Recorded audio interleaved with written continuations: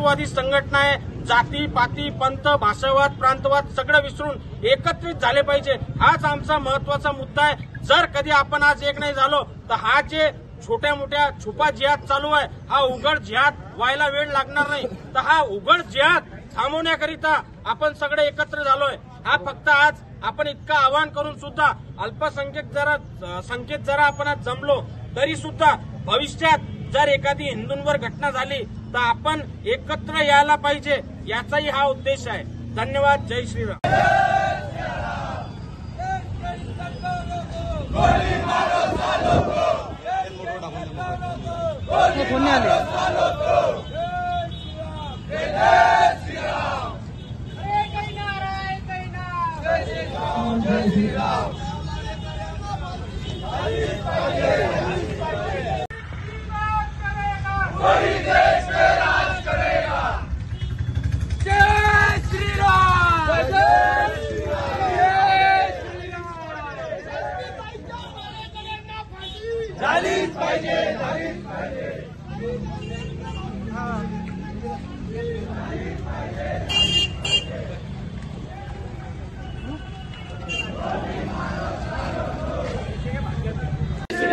पुण्यश्लोक छत्रपती शिवाजी महाराज की जय। धर्मवीर छत्रपती संभाजी महाराज की जय। जय जय श्रीराम। जय जय श्रीराम। हर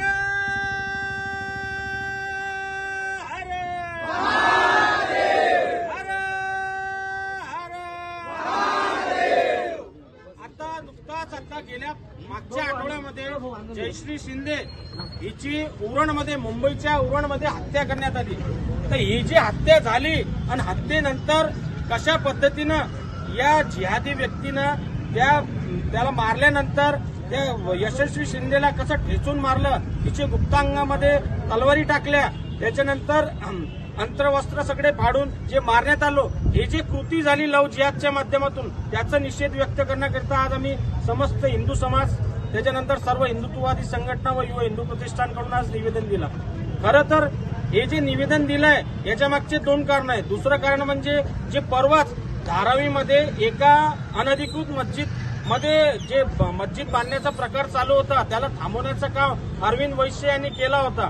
तर तो जे थांबवण्याचा प्रकार केला तर त्याचा रोष म्हणून जिहादी मुसलमानांनी त्या अरविंद वैश्यची हत्या केली। आता हत्या करूनच ते थांबले नाही तर हत्या केल्यानंतर त्याची अंत्ययात्रेवर सुद्धा दगडफेक केली। तर हे जे सध्या घटना चालू आहे, कर्नाटकमध्ये एका काँग्रेसच्या नेत्याची मुलीची लव जिहाद करून हत्या करण्यात आली, परत वेगवेगळ्या भागांमध्ये जी हत्या चालू आहे मणिपूरमध्ये चालू आहे। तर आज तुम्ही कधी बघितलं त्या भारत देशामध्ये हिंदू बहुसंख्याक असून सुद्धा अशा प्रकारच्या कृती हे जिहादी मुसलमान करत आहे। तर हे कुठं ना कुठं थांबली पाहिजे आणि याचा निषेध म्हणून आज आम्ही इथं निवेदन दिला।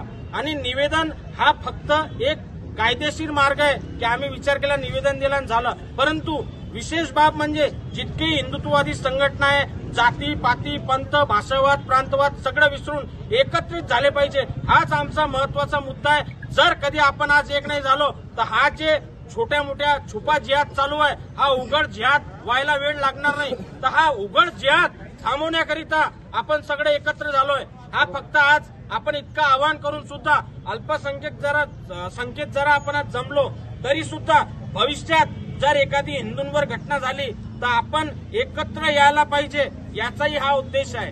धन्यवाद। जय श्रीराम।